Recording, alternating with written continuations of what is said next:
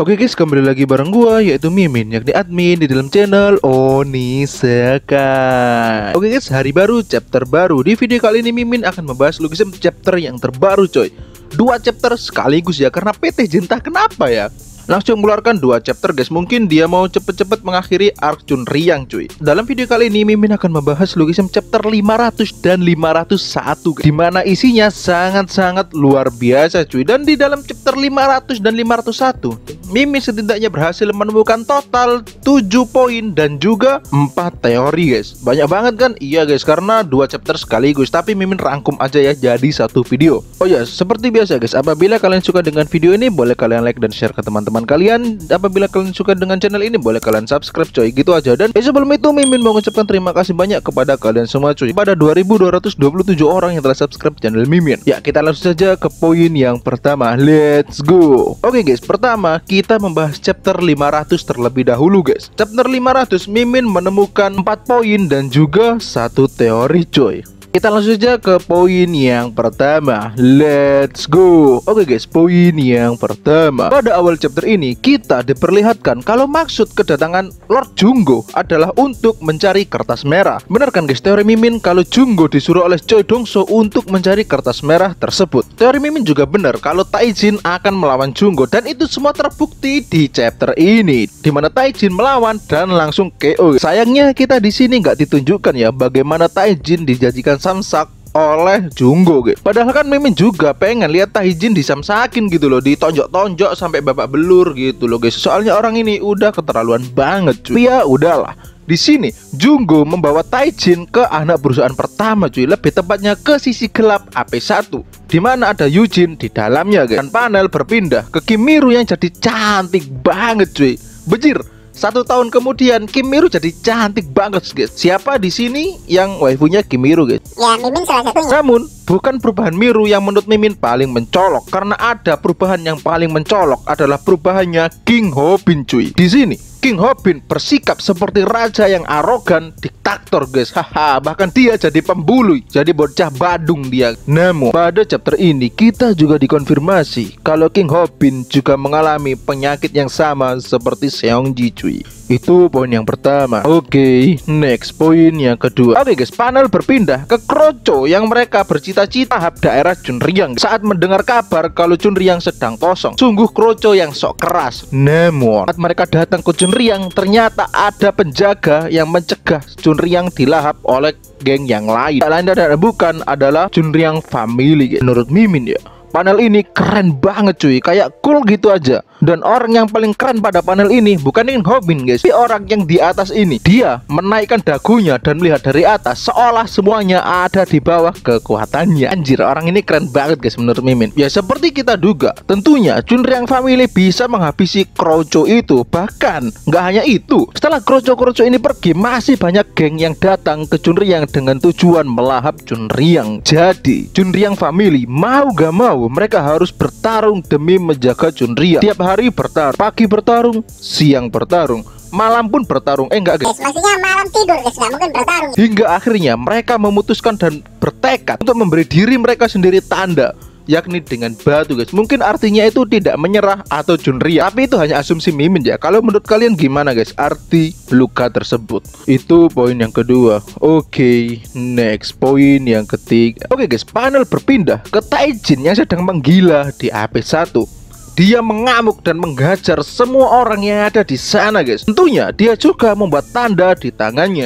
Bagi kalian yang tahu guys apa arti tulisan ini, kalian komen di bawah ya. Nanti Mimin pin cuy. Soalnya Mimin nggak ngerti ya, Mimin nggak ngerti bahasa Korea. Namun belum selesai Taijin bertarung, kita dialihkan ke King Hobin guys, dimana dia sudah menghabisi para Kroco, tapi menyisakan 1 Kroco. Dan Kroco ini nggak tahu diri, udah tahu King Hobin lagi marah, malah dihina. Dan coba tebak apa yang bakal diterima oleh Kroco itu? Bener guys, King Hobin sangat marah, bahkan ingin menimpa orang itu dengan motor. Bayangin aja, orang bisa ngangkat motor dengan tangannya. Itu poin yang ketiga. Oke, next poin yang keempat. Oke guys, poin yang terakhir. Oke guys, panel berpindah ke pabrik kelam ini cuy. Di sini kita diperlihatkan Chunryang Family yang sedang berkumpul dan ingin memutuskan siapa yang menjadi raja Chunryang selanjutnya. Dan tentunya hal tersebut harus dilakukan sesuai dengan ritual Chunryang cuy, yakni dengan dengan bergulat, namun diikatkan rantai di badannya.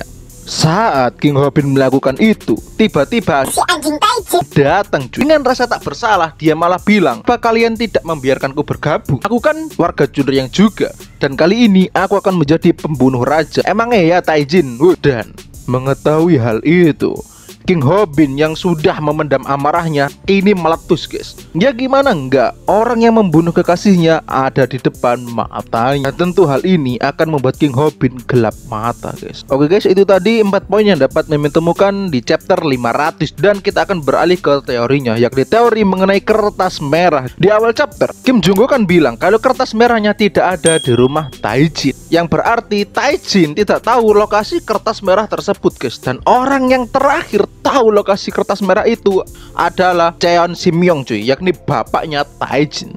Ini juga akan menyambung dengan teori Mimin pada Lookism chapter 501 guys. Kalian tunggu ya, kita akan bahas tuntas kertas merah di chapter 501. Oke guys, itu tadi di chapter 500 poin yang dapat Mimin temukan dan juga teorinya. Kalau ada kurang lebihnya kalian bisa tambahkan. Kita beralih ke chapter 501 guys. Tapi sebelum ke chapter 501, Mimin ngerasa ya di chapter 500 itu kayak banyak hal yang seharusnya ada tapi nggak ada guys. Maksudnya kayak dicepetin banget gitu loh. Kerasanya itu kayak cepet banget gitu aja. Menurut kalian gimana guys? Apakah emang ini dari PTJ-nya sengaja dicepetin atau emang alurnya seperti ini guys? Komen di bawah. Oke, poin yang pertama pada chapter 501. Oke guys, pada awal chapter ini kita diperlihatkan pertarungan balas dendam antara Jin Hobin melawan Cheon Taijin guys. Dimana yang menang yang akan menjadi Raja Chunryang guys. Ya meskipun kalian semua udah tahu lah siapa yang menang, tapi di sini kalian pura-pura aja nggak tahu ya guys ya. Oke guys, pada awal chapter ini kedua kandidat raja memutuskan untuk melakukan gulat ala Chunryang. Di sini kita diperlihatkan guys, kalau Jin Hobin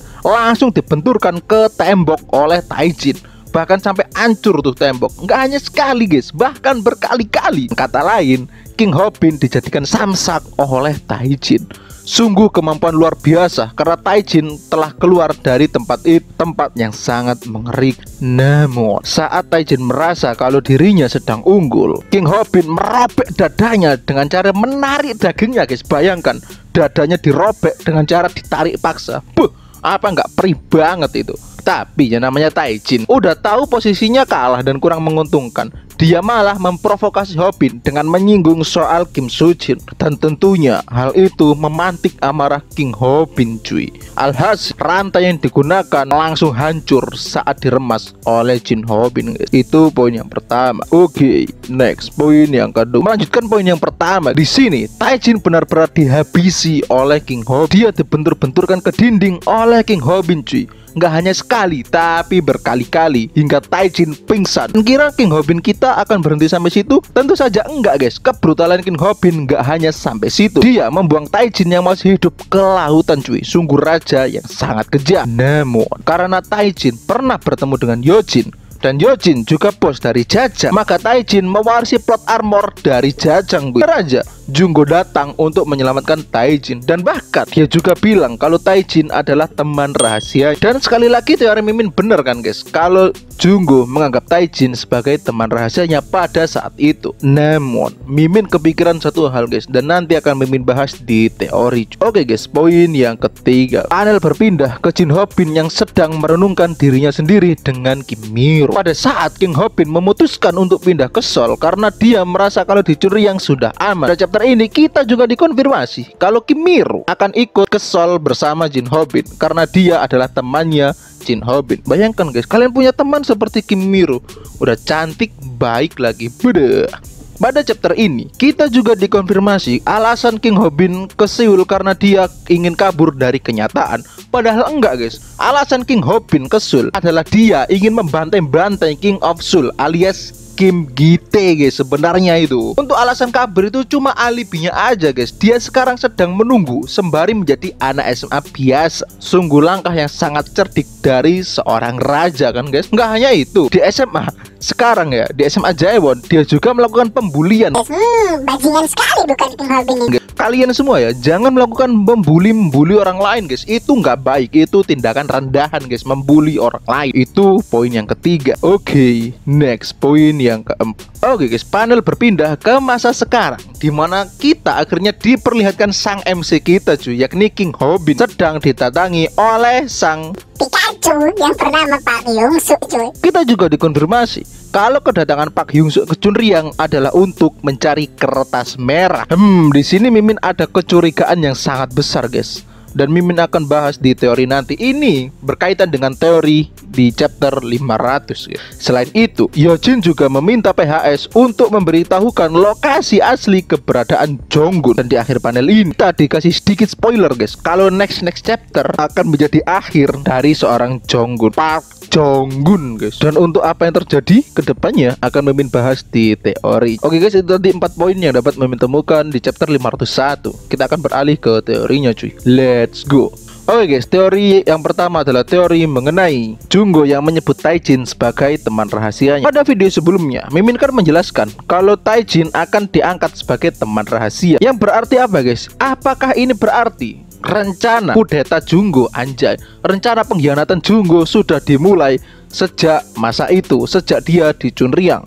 Bisa aja guys, mengingat AP1 sudah terbentuk dan kemungkinan besar Foreman Crew juga sudah terbentuk pada saat itu. Namun alasan Junggo mengkhianati tentunya masih belum dijelaskan sampai sekarang guys. Tapi menurut Mimin pribadi ya, alasan Junggo mengkhianati karena dia sudah berseberangan dengan Choi Dong-suk. Just sesimpel itu guys. Menurut Mimin, Junggo itu orangnya yang sangat simpel. Dan kita kan juga diperlihatkan pakaian Junggo yang sama dengan pakaian dari Na Jangyeon kan guys. Apakah ini berarti mereka pernah bertemu guys? Komen di bawah ya. Oke, next teori yang kedua adalah teori mengenai kertas merah. Oke guys, kita bahas kertas merah terlebih dahulu. Kertas merah pada saat ini keberadaannya tidak diketahui oleh seorang pun, karena yang mengetahui sudah meninggal dunia. Yang artinya ada kemungkinan Choi Dong-suk mengirim orangnya ke Chunryang untuk mencari kertas merah guys. Jika kalian ingat, Kojima bersaudara sebelum bertemu Yujin, dia kan bertemu Choi Dong-suk. Dengan kata lain, mereka lebih lama kenal dengan Choi Dong-suk daripada Yujin. Jadi ada kemungkinan Kojima bersaudara adalah mata-mata yang ditanamkan oleh Choi Dong-suk ke Yujin guys. Perbincangan dengan Park Hyung-suk itu kan didengarkan oleh Kojima bersaudara. Gak menutup kemungkinan Kojima bersaudara akan melaporkan gerakan Yojin kepada Choi Dong-suk guys. Karena menurut Mimin, orang sehati-hati Choi Dong-suk tidak mungkin tidak mengirim orang ke Chunryang untuk mengambil kertas merah guys. Tidak hanya itu, orang yang paling Mimin curiga selanjutnya adalah Lee Ji-hoon. Karena Lee Ji-hoon tahu PHS sedang menuju kemana. Menurut Mimin ada dua kemungkinan Lee Ji-hoon atau enggak Choi Dong-suk akan muncul di salah satu tempat. Yang pertama adalah ke tempatnya Choi Bongai, yakni si naga yang kehilangan kakinya, atau enggak ke Chunryang.